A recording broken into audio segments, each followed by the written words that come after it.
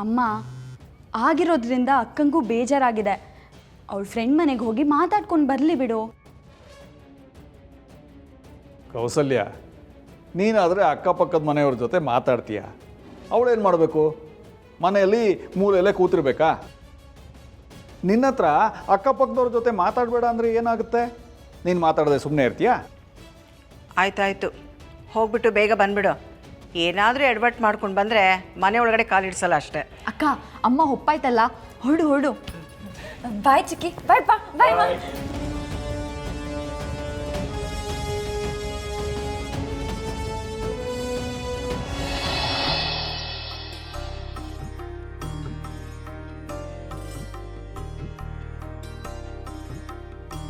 ಎಲ್ಲ ಮುಗ್ದೇ ಹೋಯ್ತು ಅಂದ್ಕೊಂಡಿದ್ದೆ. ಅವನ ಬಾಯಲ್ಲಿ ಪ್ರಾಣ ಕೊಡೋ ಮಾತು ಬಂದಮೇಲಂತೂ ಇನ್ಯಾವತ್ತೂ ಅವನ ಮದುವೆ ವಿಷಯವಾಗಿ ಯಾವ ಪ್ರಯತ್ನನೂ ಮಾಡಬಾರ್ದು ಅಂತ ಅಂದ್ಕೊಂಡಿದ್ದೆ. ಆದರೆ ಈಗ ನೀನೇ ಮತ್ತೆ ಆ ಪ್ರಯತ್ನ ಮಾಡ್ತಿದೆಯಲ್ಲ ತಂದೆ. ಇಷ್ಟು ವರ್ಷ ಆದಮೇಲೆ ಅವನು ಮತ್ತೆ ಮದುವೆ ಮಾಡ್ಕೊಳ್ಳೋದಕ್ಕೆ ಅಂತರ ಆಸೆ ಕಾರಣ ಆಯಿತು.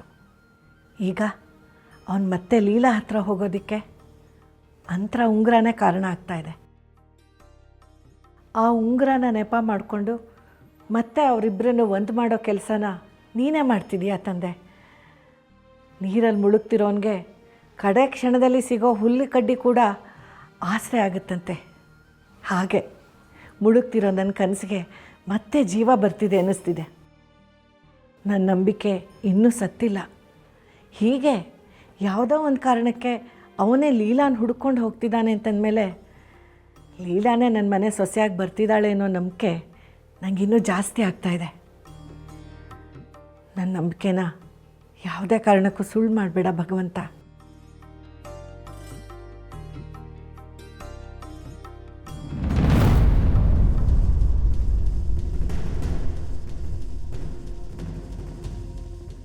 ಎಲ್ಲ ಮುಗ್ದಿದೆ.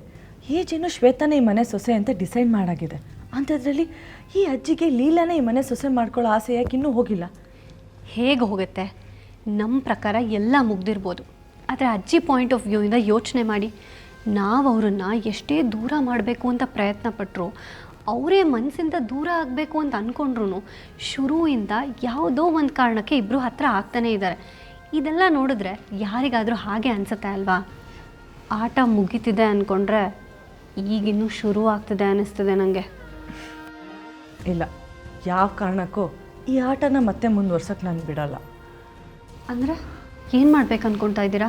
ನನ್ನ ಹತ್ರ ಒಂದು ಪ್ಲ್ಯಾನ್ ಇದೆ.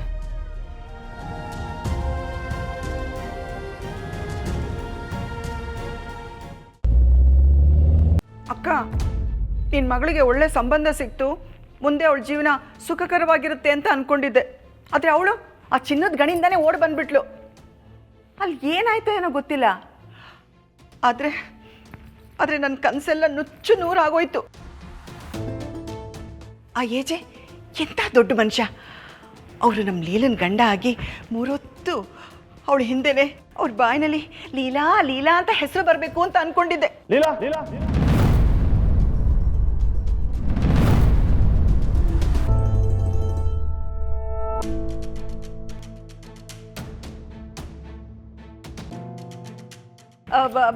ಬನ್ನಿ ಸರ್. ರೇವತಿ, ನೋಡಿ ಯಾರು ಬಂದಿದ್ದಾರೆ ಅಂತ. ಅಯ್ಯೋ, ನಾನು ಬಾಗ್ಲಲ್ಲೇ ನಿಂತು ಮಾತಾಡಿಸ್ತಿದ್ದೀನಿ, ಬನ್ನಿ ಒಳಗಡೆ.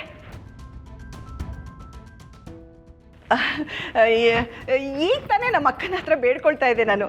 ಇಷ್ಟು ಬೇಗ ನನ್ನ ಆಸೆನ ಈಡೇರಿಸ್ಬಿಟ್ಲು ಅವಳು.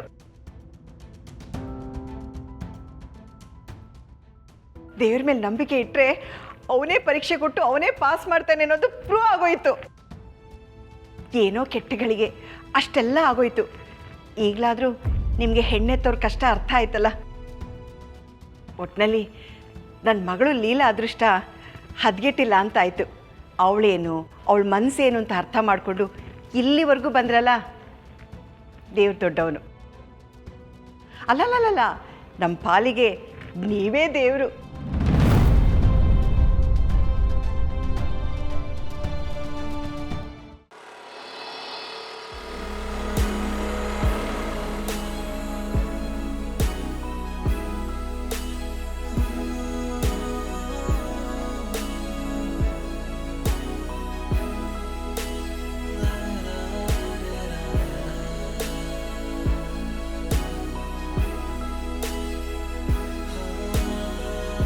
ಅಯ್ಯೋ ಈಗಲೇ ಹೆಂಗೆ ಆಗಬೇಕಾಗಿತ್ತಾ?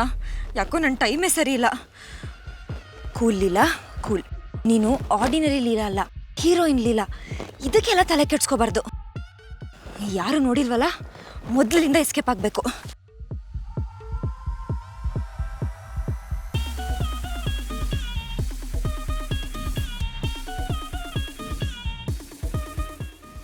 ಹಾಂ ಸರಿ ಸರ್, ಬಂದ ತಕ್ಷಣ ವಿಷಯ ತಿಳಿಸ್ತೀನಿ ಸರ್ ನಿಮಗೆ. ಹಾಂ thank you sir, thank you. ಅಯ್ಯೋ ಯಾರೋ ನನ್ನ ಗಾಡಿ ಬಿಡಿಸ್ಬಿಟ್ಟಿದ್ದಾರೆ. ಯಾರು?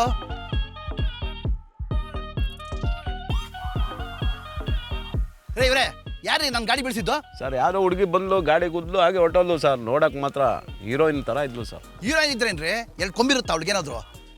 ನನ್ನ ಗಾಡಿ ನೋಡಿ ಒಳ್ಳೆ ಚಿಂದಾಗ ನೋಡ್ಕೊಂಡಿದ್ದೆ ನಾನು. ಅಂಥದ್ರಲ್ಲಿ ಅಯ್ಯೋ ಅಯ್ಯೋ ಅಯ್ಯೋ ಅಯ್ಯೋ ಎಷ್ಟೊಂದು ಡ್ಯಾಮೇಜ್ ಮಾಡಿದ್ದಾಳೆ. ಬರಲಿ ಬರಲಿ, ಸರಿಯಾದ ದುಡ್ಡು ವಸೂಲು ಮಾಡ್ತೀನಿ ಅವಳ ಹತ್ರ. ಹಾಂ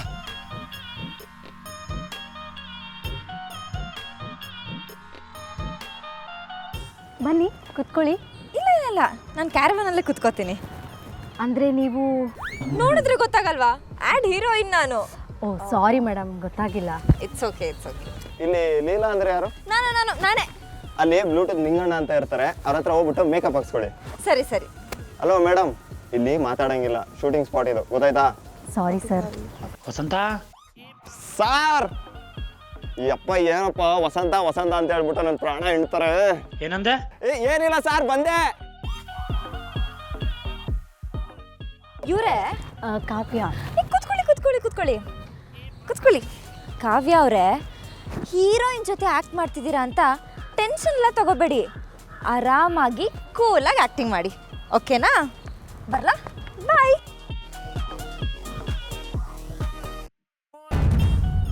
ಋಣಾನುಬಂಧ ಅಂತ ಇದಕ್ಕೆ ಹೇಳೋದು. ಆ ಭಗವಂತ ಮೇಲ್ ಕೂತು ಎಲ್ಲ ನಿರ್ಧಾರ ಮಾಡಿಬಿಟ್ಟಿರ್ತಾನೆ.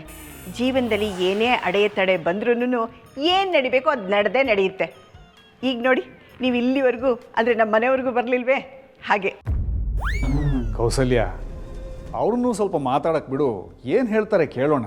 ಅಯ್ಯೋ, ಹೇಳೋದೇನಿದೆ ರೀ? ಅವ್ರು ಏನು ಹೇಳಿದ್ರು ನಮಗೆ ಸಂತೋಷನೇ. ಅವ್ರ ಮನಸ್ಸು ಬದಲಾಯಿಸ್ಕೊಂಡು ಮತ್ತೆ ನಮ್ಮ ಮನೆಯವ್ರಿಗೂ ಬಂದಿದ್ದಾರಲ್ಲ, ಇದಕ್ಕಿಂತ ನಮ್ಗಿನ್ನೇನು ಬೇಕು? ಅಯ್ಯೋ, ನಾನು ನೋಡಿ ಮನೆಯವ್ರಿಗೂ ಬಂದವ್ರನ್ನ ಇಲ್ಲೇ ನಿಲ್ಲಿಸ್ಕೊಂಡು ಮಾತಾಡ್ತಿದ್ದೀನಿ. ಏನು ತಗೊಳ್ತೀರಾ? ಏನು ಬೇಕು? ಲೀಲಾ ಬೇಕು.